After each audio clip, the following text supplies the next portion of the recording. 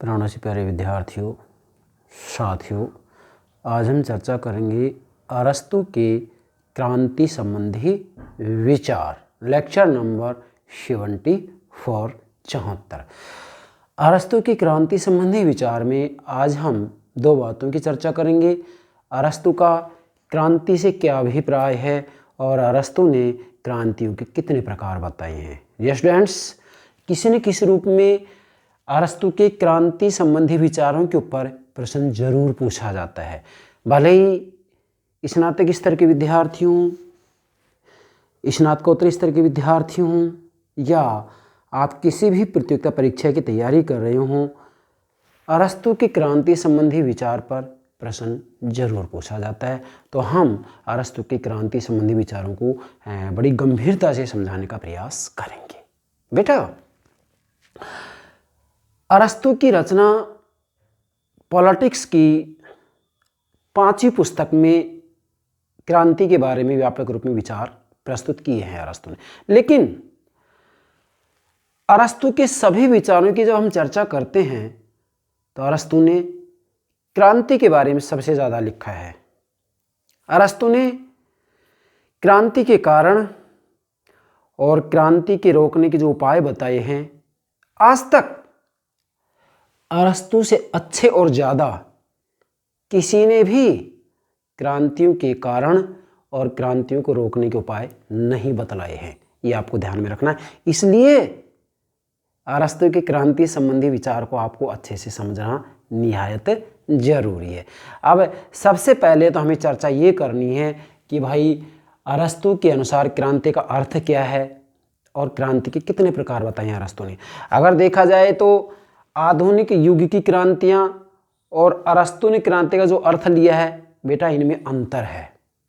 अंतर क्या है? सीधा सा अंतर है, जैसा कि हमने यहाँ नोट भी कर दिया है।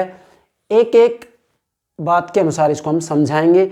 लेकिन सबसे पहले आपको ध्यान रखना है कि अरस्तु ने क्रांति का सीधा साधा अर्थ बताया है और वो अर्थ ये बताया है कि संविधान में होने वाला किसी प्रकार का परिवर्तन ही क्रांति है। अब वो संविधान में चाहे आंशिक परिवर्तन हो, पूर्ण परिवर्तन हो, रक्तपूर्ण परिवर्तन हो, रक्तहीन परिवर्तन हो, किसी भी प्रकार का परिवर्तन हो, जैसे राजतंत्र के स्थान पर निरंकुश तंत्र, कुलीन तंत्र के स्थान पर धनिक तंत्र है, लोकतंत्र के स्थान पर जो है वापस से राजतंत्र।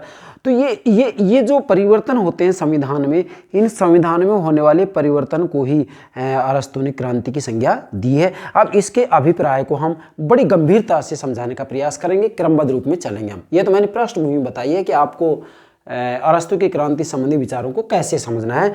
तो आप मेरे साथ साथ पॉइंट्स बनाते चलेंगे। पहले इसकी पृष्ठभूमि तैयार करेंगे, उसके बाद में 2 पार्ट आपको बता देंगे अलग से, क्रांति का अर्थ अरस्तु के अनुसार, और दूसरा ले लेंगे हम क्रांतियों के प्रकार। ये 2 बातें बताएंगे आज हम, ठीक है। तो सबसे पहले अरस्तु की क्रांति संबंधी विचारों को समझें हम, उससे पहले इसकी पृष्ठभूमि तैयार करेंगे, क्योंकि एग्जाम की दृष्टि से सारी बातें महत्वपूर्ण, और केवल एग्जाम की दृष्टि से नहीं, यदि आप क्रांति की अवधारणा को अरस्तु के अनुसार अच्छे समझना चाहते हैं तो पृष्ठभूमि समझना निहायत जरूरी है। नंबर 1, बेटा सबसे पहले तो आप नोट करेंगे कि आधुनिक युग क्रांतियों का युग है। आज देखिए, आप दुनिया भर की क्रांतियां हो रही हैं। औद्योगिक क्रांति है, 1688 में जो है इंग्लैंड में गौरवमयी क्रांति हुई है, बोल्शेविक क्रांति है, आज आप देखेंगे हरित क्रांति है, दूध की क्रांति है, कंप्यूटर क्रांति है, मतलब डिजिटल क्रांति।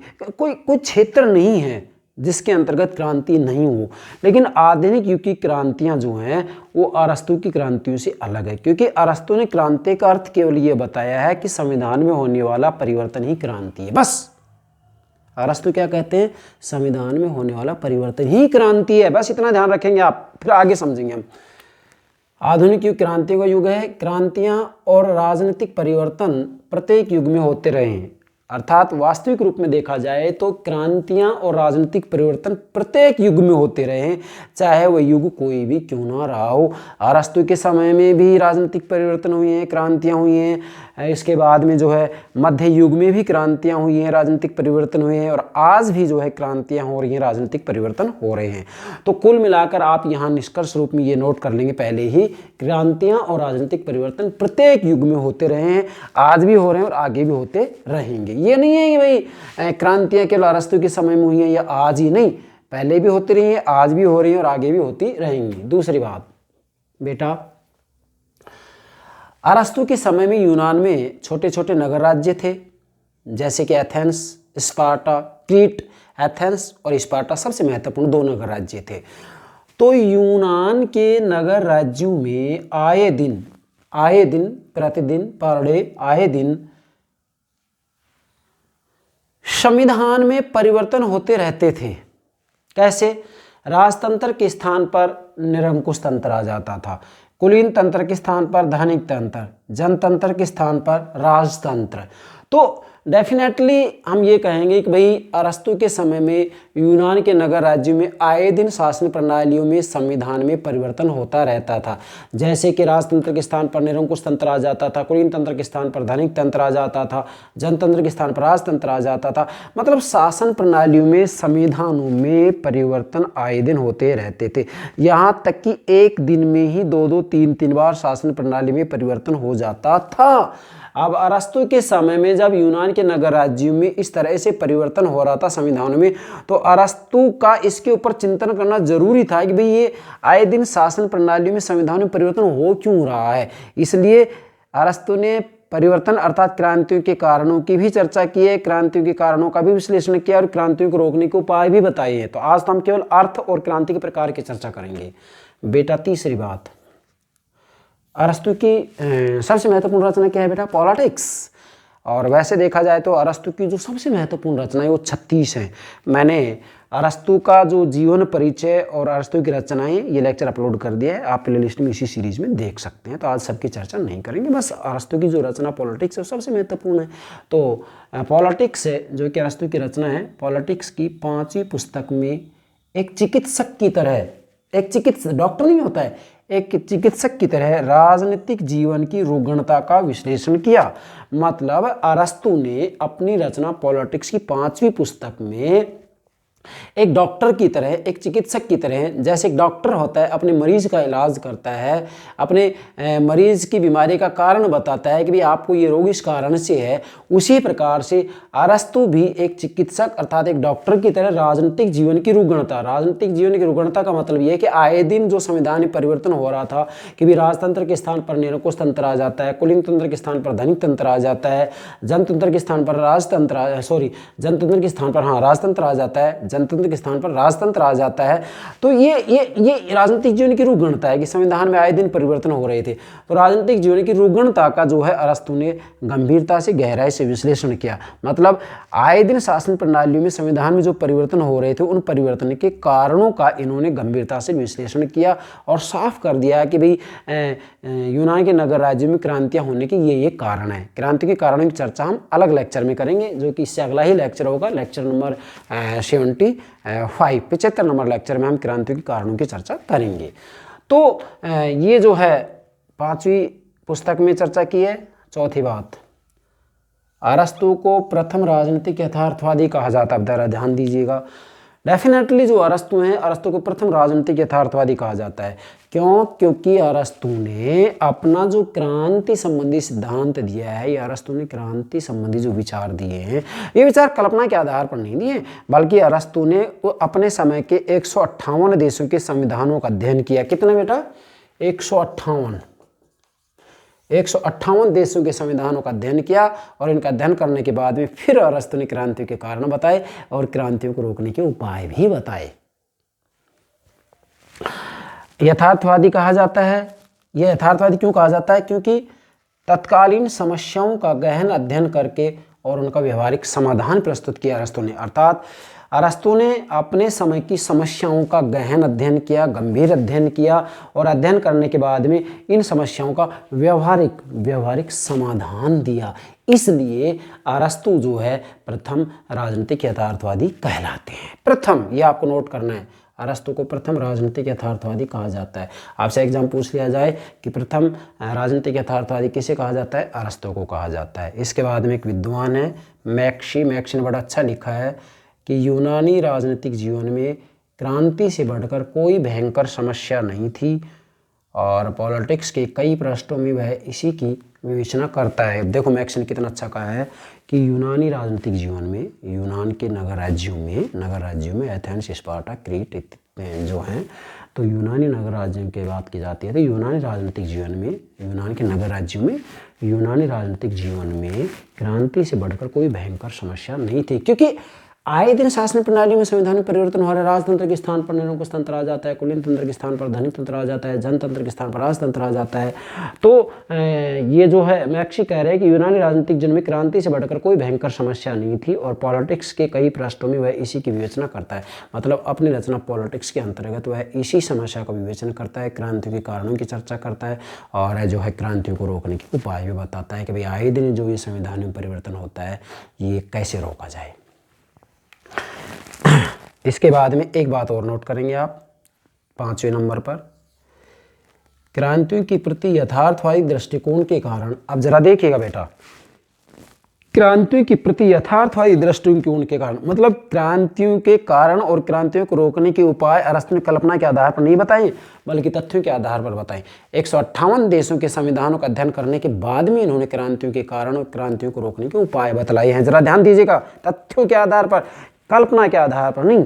इसलिए क्रांतियों के प्रति यथार्थवादी दृष्टिकोण के कारण एक विद्वान है पोलक, विद्वान का नाम पोलक ने कहा कि अरस्तु ही वह प्रथम दार्शनिक है जिसने राजनीति को नीति शास्त्र से पृथक किया है। अब जरा देखिएगा, पोलक ने कहा कि अरस्तु प्रथम दार्शनिक है जिसने राजनीति को नीति शास्त्र से पृथक किया। राजनीति को नीति शास्त्र से पृथक किसने किया? सबसे पहले अरस्तु ने। किसने की बात?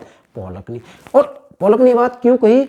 क्योंकि इन्होंने क्रांतियों के प्रति यथार्थवादी दृष्टिकोण अपनाया था। क्रांतियों के कारणों को तथ्यों के आधार पर बताया, क्रांतियों को रोकने के उपाय भी तथ्यों के आधार पर बताई। इसलिए पोलक ने कहा कि भी अरस्तु प्रथम दार्शनिक हैं जिसने कि राजनीति को नीति शास्त्र से पृथक किया है। तो ये बात आप नोट कर लेंगे। तो ये 5 बातें होंगी पृष्ठभूमि के रूप में, आप इनको नोट कर लेंगे। अब हम मूल बात पर आते हैं, क्रांति का अर्थ क्या बताया है अरस्तु ने, क्रांति के प्रकार कितने बताए हैं। तो आप नोट करेंगे क्रांति का अर्थ। नोट करो बेटा, क्रांति का अर्थ। क्रांति का अर्थ यहाँ हम केवल अरस्तु के अनुसार बताएंगे, बाकी जब हम क्रांति की अवधारणा समझाएंगे उस समय क्रांति की परिभाषा वगैरह की चर्चा करेंगे, जिसमें कि आधुनिक समय तक जो विद्वान हैं इन्होंने क्रांतियों की क्या परिभाषाएं दी उनकी चर्चा करेंगे, क्रांतियों के कौन कौन से सिद्धांत उनकी भी चर्चा करेंगे। लेकिन वो जब क्रांति का अवधारणा समझाएंगे तब, अभी तो हम केवल अरस्तु के अनुसार क्रांति का जो है अर्थ समझ रहे हैं, क्रांति के प्रकार समझेंगे या जो है अरस्तु की क्रांति संबंधी विचारों को समझ रहे हैं। इसलिए क्रांतियों के सिद्धांतों की यहाँ पर चर्चा करने की आवश्यकता नहीं, क्योंकि आधुनिक समय तक क्रांतियों के अनेक सिद्धांत दिए गए हैं। हम तो केवल अरस्तु की चर्चा करेंगे आज। तो क्रांति का अर्थ, सबसे पहले तो आपको ध्यान रखना है कि किसी राज्य में जनता अथवा जनता के किसी भाग द्वारा सशस्त्र विद्रोह का नाम ही क्रांति नहीं है। पहले तो आप ये नोट करेंगे क्या, कि किसी राज्य में जनता अथवा जनता के किसी भाग द्वारा, जनता के किसी एक भाग के द्वारा, जनता के किसी एक वर्ग के द्वारा, भाग द्वारा सशस्त्र, शस्त्रों सहित सशस्त्र विद्रोह का नाम ही क्रांति नहीं है। मतलब केवल यही क्रांति नहीं है, बल्कि अरस्तु ने कहा है कि संविधान में परिवर्तन ही क्रांति है। मतलब अरस्तु का कहना है कि संविधान में किसी भी प्रकार का आंशिक या पूर्ण परिवर्तन होता है उसे ही क्रांति कहा जाता है। तो कुल मिलाकर अरस्तु क्रांति का अर्थ बताते हैं क्या? संविधान में परिवर्तन। बस इतना ध्यान रखेंगे, संविधान में परिवर्तन ही क्रांति है।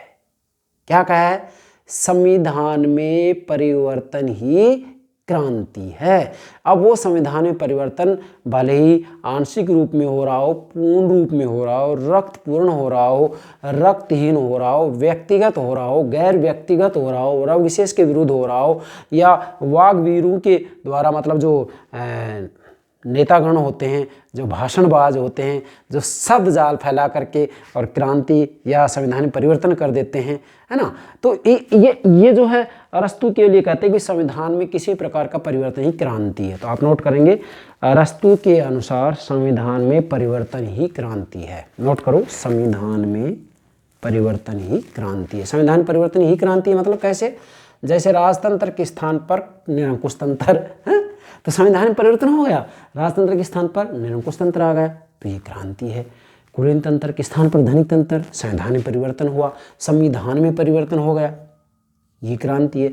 अब जनतंत्र के स्थान पर राजतंत्र, संविधान में परिवर्तन हो गया, क्रांति है। अब राजतंत्र के स्थान पर निरंकुश तंत्र तो पूर्ण क्रांति है, क्योंकि संविधान पूर्ण रूप में परिवर्तन हो गया। कुलीन तंत्र के स्थान पर धनिक तंत्र, पूर्ण क्रांति है।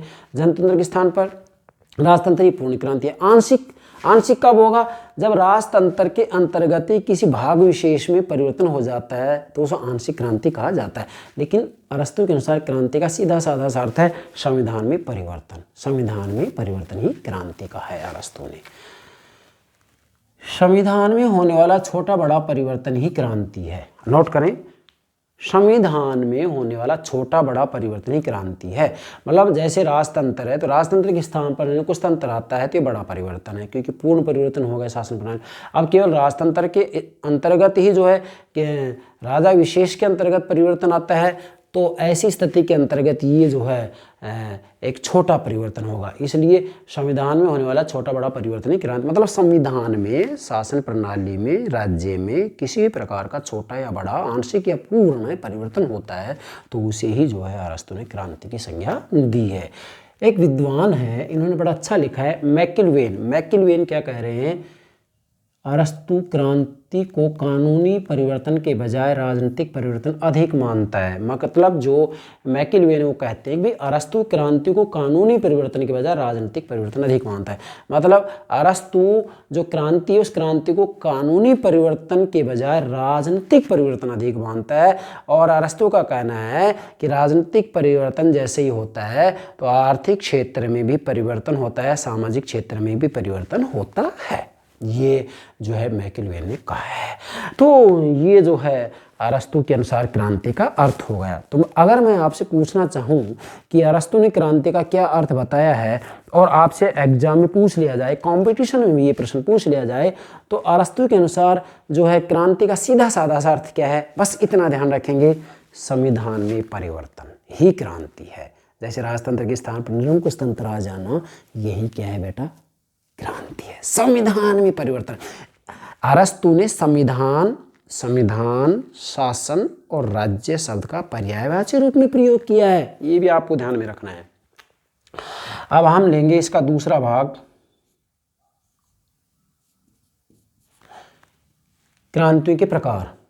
अरस्तु ने क्रांतियों के 5 प्रकार बताए हैं। नोट करो, अरस्तु ने क्रांतियों के 5 प्रकार बताए हैं। मतलब संविधान में जो परिवर्तन होता है उसको क्रांति कहा जाता है, और संविधान में जो परिवर्तन होता है ये 5 प्रकार से होता है।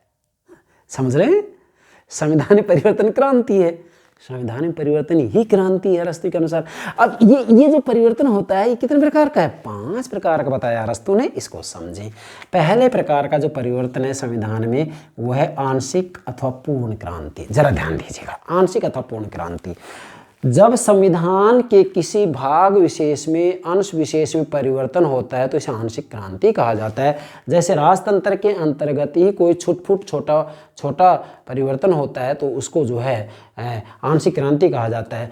और जब संविधान में पूर्ण रूप में परिवर्तन हो जाता है तो उसे पूर्ण क्रांति कहा जाता है। जैसे राजतंत्र के स्थान पर निरंकुश तंत्र का आ जाना पूर्ण क्रांति है। समझ रहे हैं ना? दूसरा, रक्तपूर्ण अथवा रक्तहीन क्रांति। नोट करो, रक्तपूर्ण अथवा रक्तहीन क्रांति। तो नोट करेंगे आप, जब संविधान में रक्तपात के द्वारा, खून खराबे के द्वारा, हिंसा के द्वारा परिवर्तन किया जाता है तो इसे रक्तपूर्ण क्रांति कहा जाता है। और जब संविधान में शांतिपूर्वक तरीके से बिना किसी प्रकार की हिंसा के द्वारा, बिना किसी प्रकार के खून खराबे के द्वारा संविधान में परिवर्तन होता है तो उसे रक्तहीन क्रांति कहा जाता है। जैसे कि एक एग्जाम्पल है, हम कहेंगे कि 1688 में इंग्लैंड में जो गौरवमयी क्रांति हुई थी वो एक प्रकार से रक्तहीन क्रांति थी। ठीक है बेटा। तीसरा है व्यक्तिगत अथवा गैर व्यक्तिगत, व्यक्तिगत क्रांति अथवा गैर व्यक्तिगत क्रांति। तो नोट करेंगे, जब संविधान में, नोट करो, जब संविधान में किसी व्यक्ति विशेष में परिवर्तन होता है, किसी पदाधिकारी विशेष में परिवर्तन होता है तो इसे व्यक्तिगत क्रांति कहा जाता है। और जब संविधान में किसी व्यक्ति विशेष में परिवर्तन ना होकर के उसके किसी अन्य भाग में परिवर्तन होता है तो उसे गैर व्यक्तिगत क्रांति कहा जाता है। चौथा है वर्ग विशेष के विरुद्ध क्रांति। वर्ग विशेष का मतलब ये होता है कि जब किसी वर्ग विशेष के विरुद्ध क्रांति की जाती है तो उसे वर्ग विशेष के विरुद्ध क्रांति कहा जाता है। जैसे निर्धन व्यक्ति राजतंत्र के विरुद्ध विद्रोह करते हैं, या जो है धनिक व्यक्ति धनवान व्यक्ति राजतंत्र या जनतंत्र के विरुद्ध विद्रोह करते हैं, तो ऐसा जो विद्रोह होता है वह वर्ग विशेष के विरुद्ध क्रांति कहलाता है। पांचवा है वागवीरों की क्रांति। नोट करो, वागवीरों की क्रांति। वागवीरों का मतलब होता है कोई करिश्माई, एक चमत्कारी जो नेता होता है, अपने शब्द जाल के द्वारा, अपने भाषणों के द्वारा जो है वो संविधान में परिवर्तन ला देता है, तो वागवीरों की क्रांति कहलाती है। नोट करो, वागवीरों की क्रांति। नोट करेंगे, जब कुछ करिश्माती नेतागण, ऐसा करिश्मा यदि आज आप भारत में देखेंगे तो हमारे माननीय प्रधानमंत्री नरेंद्र मोदी जी हैं, और यूपी के जो सीएम हैं योगी आदित्यनाथ जी, डेफिनेटली वो जो परिवर्तन ला रहे हैं, है ना, वो जो है वागवीरों की क्रांति के अंतर्गत। क्रांति का मतलब केवल हिंसा खून खराबा नहीं होता है, क्रांति का मतलब यहाँ है संविधान में परिवर्तन। तो जब कुछ करिश्माती नेतागण लुभावनकारी नारों अथवा शब्दों के चमत्कार द्वारा अपनी महत्वाकांक्षा को पूर्ण करने के लिए राज्य में क्रांति कर दें, तो उसे वागवीरों की क्रांति कहते हैं। ठीक है बेटा। तो ये जो है अरस्तु के अनुसार क्रांति के 5 प्रकार हो गए और ये क्रांति का अर्थ हो गया। अब आप में जो मूल बात ध्यान रखने की है वो क्या है, क्रांति का अर्थ में इतना ध्यान रखेंगे कि संविधान में किसी प्रकार का परिवर्तन ही क्रांति है, बस इतना ध्यान रखेंगे अरस्तु के अनुसार। और क्रांति के प्रकार में आपको ध्यान रखना है कि क्रांति के 5 प्रकार हैं, आंशिक अथवा पूर्ण क्रांति, रक्तपूर्ण अथवा रक्तहीन क्रांति, व्यक्तिगत अथवा गैर व्यक्तिगत क्रांति, और वर्ग विशेष के विरुद्ध क्रांति, और जो है वागवीरों की क्रांति। ये क्रांति के 5 प्रकार हैं। इसके बाद में अगला जो हमारा लेक्चर होगा वो जो है अरस्तु की क्रांति संबंधी विचार में क्रांतियों के कारणों की चर्चा करेंगे हम। तो मुझे विश्वास है आप अरस्तु के अनुसार जो है क्रांति का क्या अर्थ है और क्रांति के कितने प्रकार बताए हैं इसको बेहतर तरीके से समझ गए होंगे। अब एग्जाम में किसी भी रूप में आपसे प्रश्न पूछा जाए तो आपका आंसर गलत नहीं होना चाहिए। ठीक है बेटा। तो मुझे विश्वास है आप ये दोनों बातें बेहतर तरीके से समझ गए होंगे। Okay, thank you very much.